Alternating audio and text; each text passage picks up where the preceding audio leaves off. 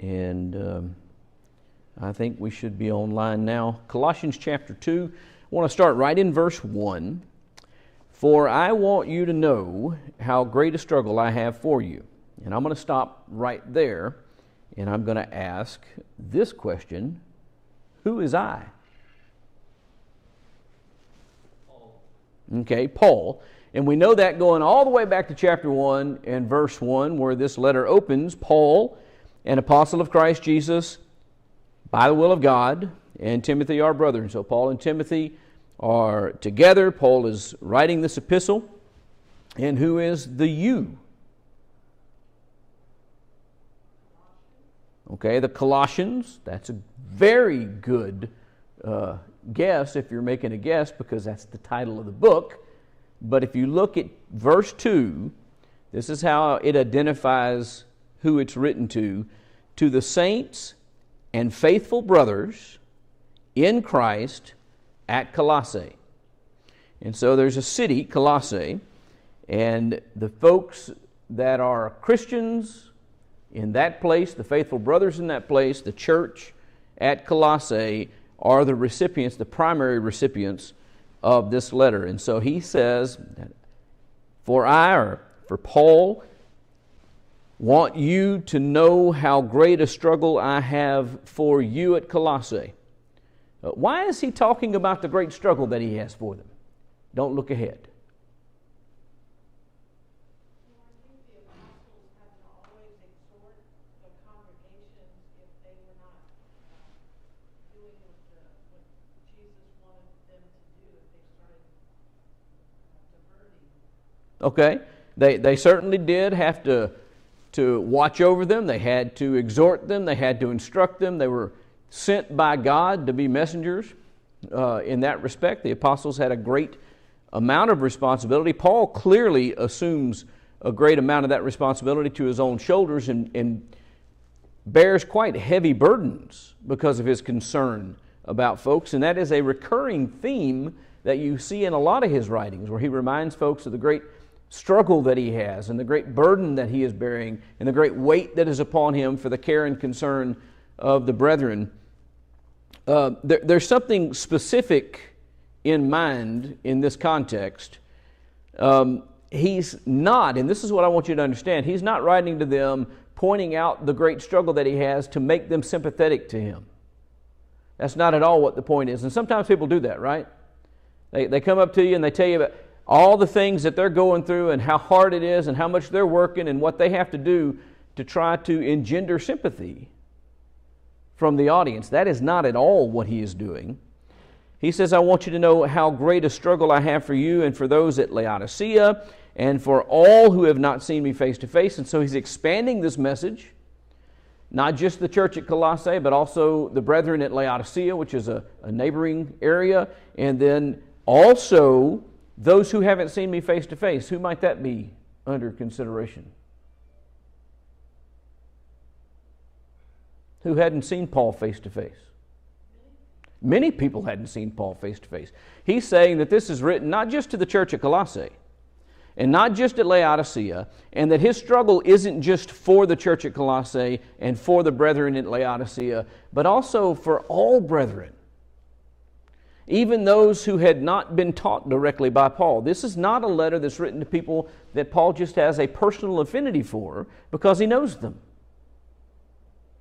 He's talking about brethren, wherever they may be, whether they've been taught directly by him or not, whether it's one of the churches that were established by his preaching on his missionary journeys, or one of the other churches that was established. And there were many churches that were established that had nothing to do with Paul.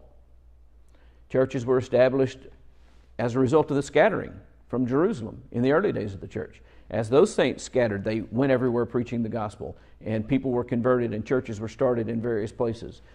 I believe that some of those brethren eventually went home. You'll remember in Acts chapter 2 that there were brethren from all over the region who had come to Jerusalem to worship. I think those brethren eventually went home. They brought the gospel with them, and churches were starting in those places. Paul didn't necessarily plant every church that existed throughout the region, and there were lots of brethren that Paul never saw face to face. And he is making clear that the work that they're doing is to benefit everyone, and the goal in this letter is to benefit all Christians in every place. I want you to know how great a struggle I have for you and for those at Laodicea and for all who have not seen me face to face. And here's the reason: that their hearts may be encouraged. And so this great struggle that he's talking about here, that he's drawing their attention to, the great amount of work that's being done on behalf of these people, is so that their heart, he wants them to know about it so they can be encouraged.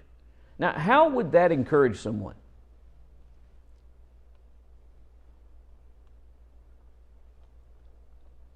Anybody have any ideas about how it would be encouraging to find out that there's a great struggle that's going on your behalf?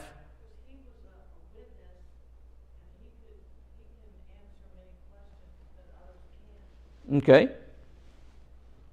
That's one thought, one possibility. Anything else? Yeah, same thing with how you're encouraged here. Exactly. When you encourage me about what you do and your actions, your thoughts and deeds and everything else, that encourages me to do the same. Is it more encouraging to be surrounded by faithful folks that are striving and working hard to accomplish the same purposes that you are? Or is it more encouraging to be a lone guy out there who is left all on his own, thinking that you're the only person in the struggle?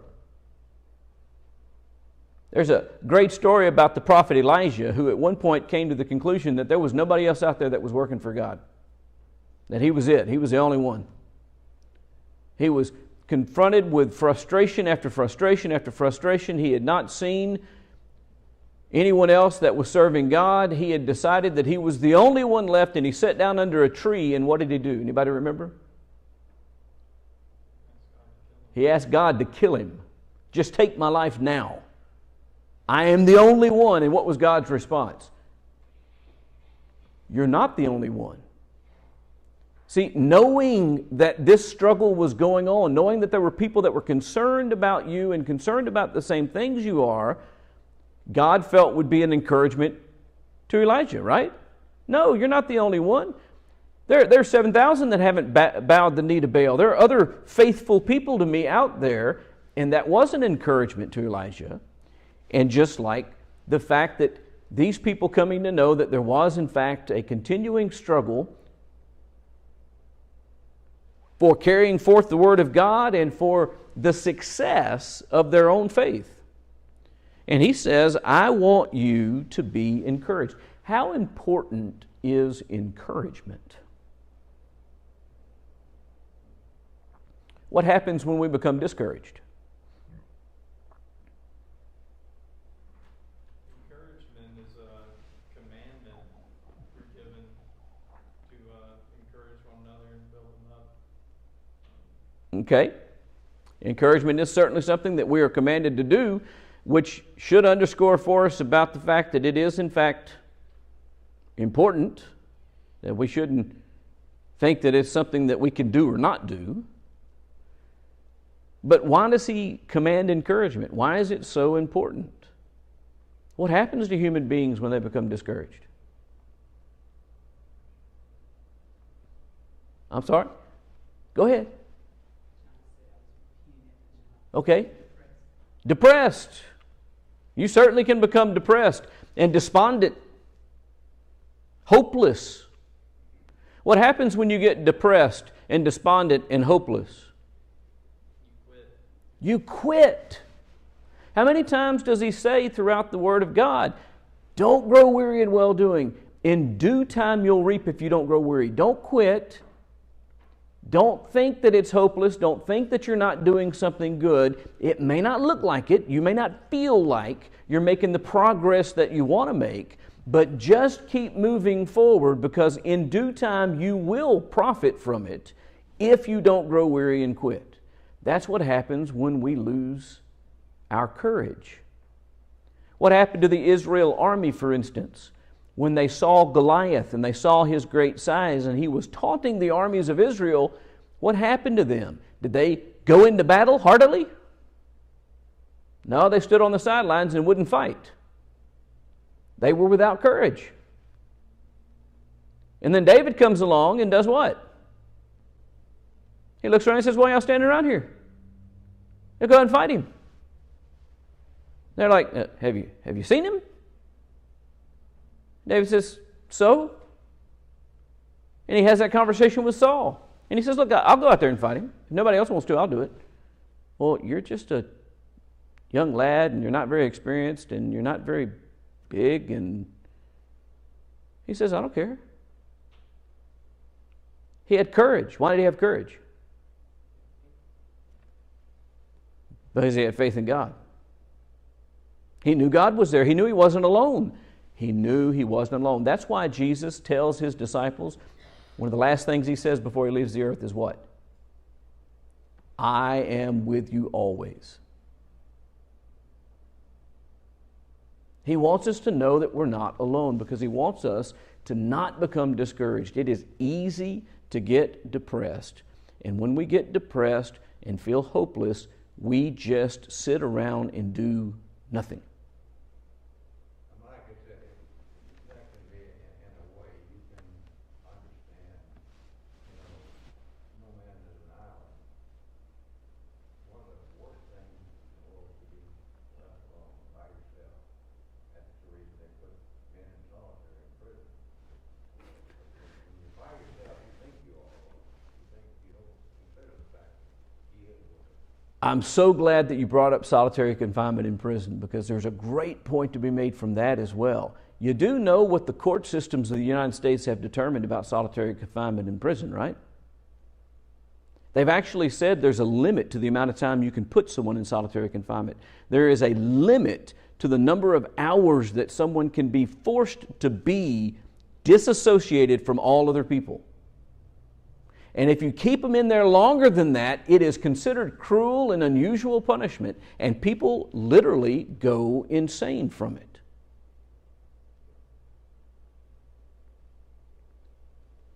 And when we feel like I'm the only person that's faithful in the world, we have taken a step toward that condition. When we feel like this is the only faithful place in the world, our little group, and as it goes, the cause of God goes. There's no one else out there. That's what Elijah felt like. There's no one else out there doing this, only me. And so he just wanted to sit down and quit because it looked like a lost cause. Never a lost cause. Number one, we're never completely alone because God is with us if we're His children. Number two, don't ever think that there aren't other faithful people out there in the struggle. Keep up your courage. And that's the purpose of this writing. I want you to know how great the struggle is that I have for you. Not just for you, not just for the folks over Laodicea, but even the people that I've never met face to face, the people that I've never even met. I'm struggling for them as well because I don't want your hearts to become discouraged. I want you to be encouraged. I want you to have the courage and the strength to move forward and to move on and to remain faithful, to not give up, to not quit, to not put down the implements of our warfare. By the way, our warfare is spiritual. The battles that we fight are spiritual. Jesus made that clear too, right? As He was talking to the authorities right before His crucifixion, and they asked Him if He was a king, and He said, "You say right, I'm a king. But my kingdom isn't of this world. If my kingdom were of this realm, then my servants would be fighting. But as it is, my kingdom is not of this world." In other words, by that He's talking about they would have taken up arms and gone to war if He was trying to build an earthly kingdom, interested in temporal things. But He was building a spiritual kingdom that was interested in heavenly things. And so there was no earthly war to be fought. Our fight and struggle is against what? The spiritual forces of wickedness. We fight against sin, and we fight against Satan, and we fight against temptation. And if we quit that fight, what happens? Not just me. I'm not the only one that falls prey to temptation and sin when I quit. The people that I influence also fall prey to temptation, or at least they are more likely to fall prey to temptation and sin. If I'm not there to lift them up and encourage them and strengthen them and admonish them and do all the things that we have to do for one another. And so in that sense, as the old saying goes, and I think it was brought up a moment ago, no man is an island unto himself. We do have to get the logs out of our eyes, but once we get the logs out of our eyes, we see clearly and we're able to do what? Help get the specks out of our brother's eyes. Don't become discouraged. I'm writing so that your hearts may be encouraged. And then he sets forth what turns out to be, in my opinion, a very good 3-point lesson, which is what we're going to talk about for the remainder of our time together, unless somebody else has something they want to bring up. That your hearts may be encouraged, being, number 1, knit together in love. Here's the first thing that he mentions as being the protection against discouragement. How do we make sure that our hearts are encouraged? We are knit together in love. What on earth does that mean? Knit together in love. See, love is not some concrete thing that we can take, right? It's certainly not a big ball of yarn, and I can't get some knitting needles and take love and knit us together in love. Obviously, this is figurative language. So what is it talking about, being knit together in love? Sort of like the proverb where it's being bound together and not being able to be broken away. Okay. A cord of 3 strands is not easily broken. The idea that we are interlocked, that we're joined to one another in a way that's not easily separated. When you have something that is knitted,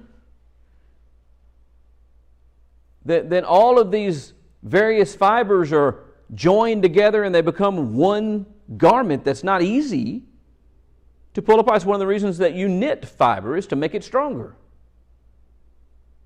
And he said that the bonding agent of this knitting, of this knotting of ourselves together, is love.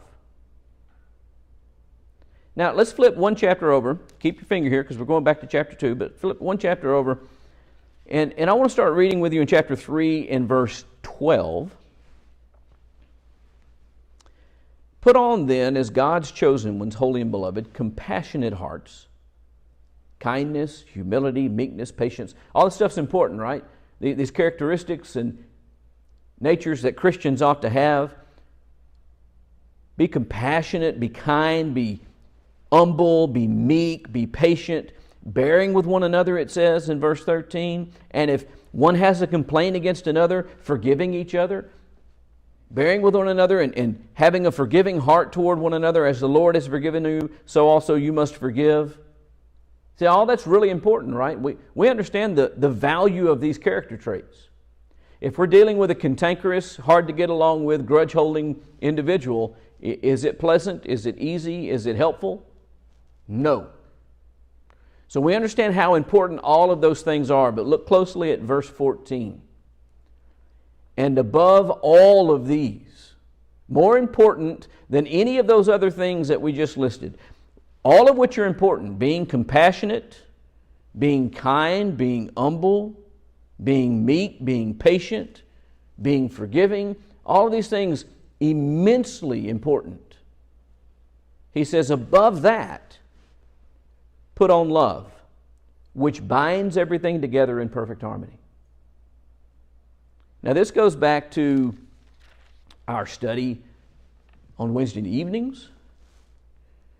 And it goes back to the teaching of God in the Old Testament and New Testament that we've covered in the past. What is the great commandment? That you love the Lord your God with all your heart, with all your soul, and all your mind. And Jesus said the second commandment is like unto it, that you love your neighbor as yourself. Love binds all this together. And where Jesus goes with that is, if you love God and you love your neighbor as yourself, then all the commandments of the law will naturally follow. They hang on that commandment to love. That's how love binds all this together. If I love, I'll be kind. If I love, I'll be compassionate. If I love, I'll be forgiving. If I love, I'll be patient. Jesus also said, if you love me, you will keep my commandments. That's what binds it all together. It's also what is at the core of whether I stay encouraged, whether or not I am surrounded by people that I am knit together in love with. And unless we begin to think about ourselves as a unit that is joined together and held together by the bond of love, we're going to find ourselves struggling with discouragement, hopelessness. The point of there being local churches who come together is spelled out very clearly in Hebrews 10. What does he say? To consider one another to love and good deeds.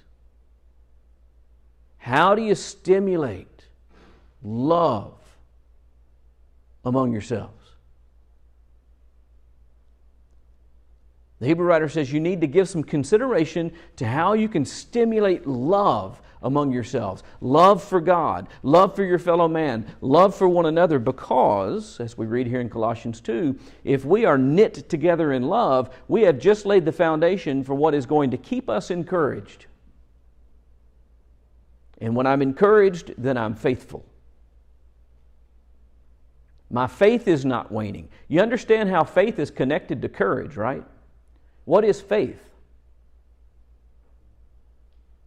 It's what moves us. Okay, it's what moves us, no doubt about it.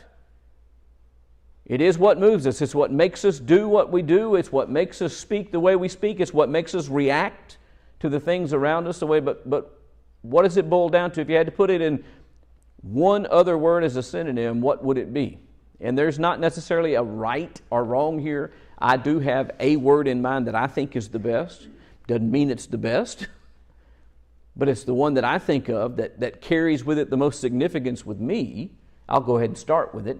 Conviction, certainty, being confident in the promise of God. If He said that this is the way it is, then I know that that's the way it is, and therefore I put my faith in that and I act accordingly. Not based on what I see, but based upon what He has told me. That conviction is at the core of faith. What else might we say is at the core of faith? I look at it many different ways. Yeah, there are many different ways. I think a couple of things. First of all, you have to believe that. Okay, that's very common to use the word belief. And also hope in its true meaning. Not that you're really wanting something to happen, but you have a full conviction that is your hope. That faith is that full conviction that whatever you desire will happen. It is going to take place. That is, to me, tied in also. And it's just a matter of when, by the way. For instance, I hope in the resurrection. I haven't been raised yet, but I'm certain that it will come to pass, and therefore I am waiting for it. That period of waiting is what hope is. I am certain that we will be raised to go and be where Christ is. So many people look at that word hope, and well, I do too. Yeah, I hope something.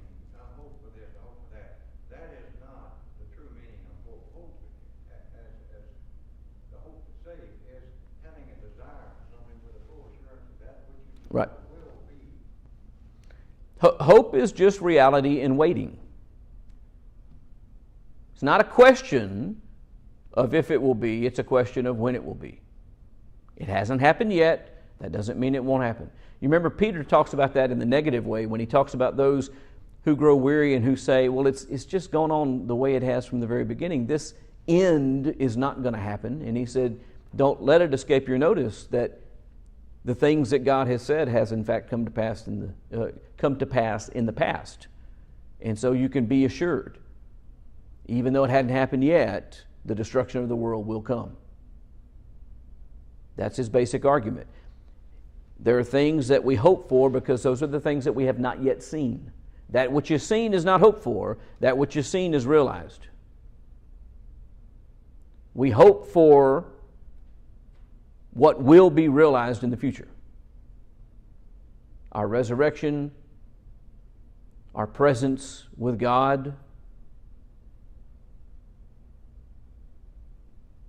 all of those things. But what has been realized? Our forgiveness, that's already been realized, right? Now, for some people it hadn't been realized yet, but for those that have been delivered, saved, put their faith in God and done what He has instructed them to do, the hope of forgiveness is no longer hope. We've been forgiven. And in that sense, we can be victorious. And we can take courage. That your hearts may be encouraged, being knit together in love. You can't put enough importance on the role that faith plays in having the courage to do what we are called to do. If you are absolutely certain, and there is no doubt, that this task that you are about to enter into is going to be successful, are you more apt to do it than if you doubt whether or not you'll be successful? Yes. And I don't want to get into this too much in the Bible class hour, but in the next hour I'm going to talk a little bit about Shadrach, Meshach, and Abednego. And their faith is absolutely awe-inspiring to me. Because they said, look, God can deliver us, but even if He doesn't, we know what is yet in store. All right, look with me at the next statement. That their hearts may be encouraged, being knit together in love. That's number one. To reach all the riches of full assurance of understanding. Understanding is the key to this next point. Full assurance is the same thing as faith. So encouragement comes from love and from faith arises from what? He says, understanding. There's the full assurance of understanding. So I told you there's not a single right answer when I ask you what's the synonym for faith. Conviction is the word that I use, but assurance is another perfectly good word. And more specifically, full assurance. Total, complete assurance. Same thing as faith. That arises from understanding. So what is understanding?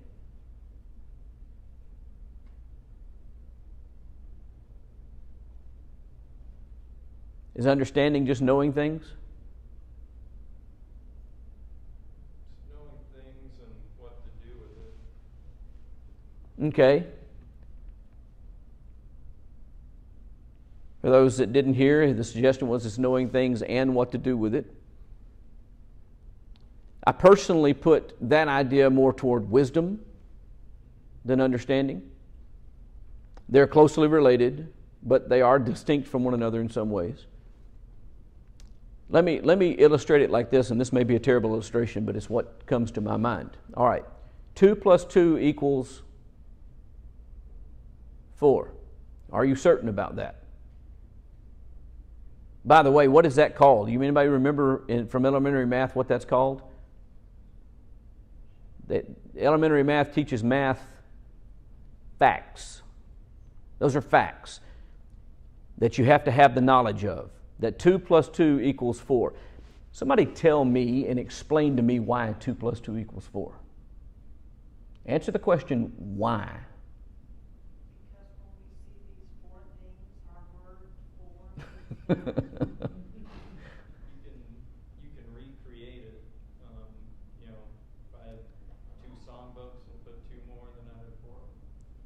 Okay, but why? Why is it for? That's what we've always been told.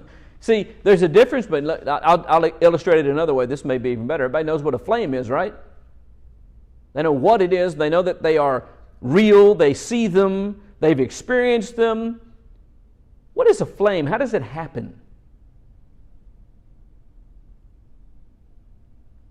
Just to let you know, there are guys out there that have studied such things their entire life. They've never completely grasped exactly what's going on there. Understanding is the grasping of exactly what's going on there. Not just having a piece of information, that's knowing. Understanding is understanding why that information is significant and why it is true and why it is whatever. God is. That doesn't mean I understand God. Because I know that God is does not mean I understand God. Occasionally people will ask me, do you know so-and-so? And they'll and I'll go, oh yeah, I know them. And then I stop myself and I go, well, no, I really don't know them. I've heard their name. I know they exist. I know of them. But I don't know them. Having information is knowing. Being acquainted with that information. Being intimate. Having knowledge about that information. That's understanding. Knowing is being aware that airplanes fly. Understanding is being aware of how and why they fly. How many knows how and why airplanes fly? In one word, the magic word is lift. What creates the lift of an airplane? Anybody know? I do, but it's the airfoil of the wing. The shape of the wing actually does. It creates a high pressure beneath the wing and a low pressure above the wing. And once that force is great enough, it pushes the wing up and that lifts the whole aircraft up. Lift is the key. And the processes that create that lift, it's really nice for your pilot to understand them because that's what enables him to keep the plane in a proper position, that there's enough lift that it stays in the air. Because if you get it out of position, or if you get the speed wrong, or if you get the angle wrong, you lose the lift and it falls out of the sky. You want your pilot to understand flight, where all you need to do is know about it. He's suggesting here that there is riches of full understanding. That we need to do more than just know facts about God. We need to grasp these things. How are we going to do that? How do we get understanding? I'll give you a hint. Paul wrote about it to Timothy in his second letter.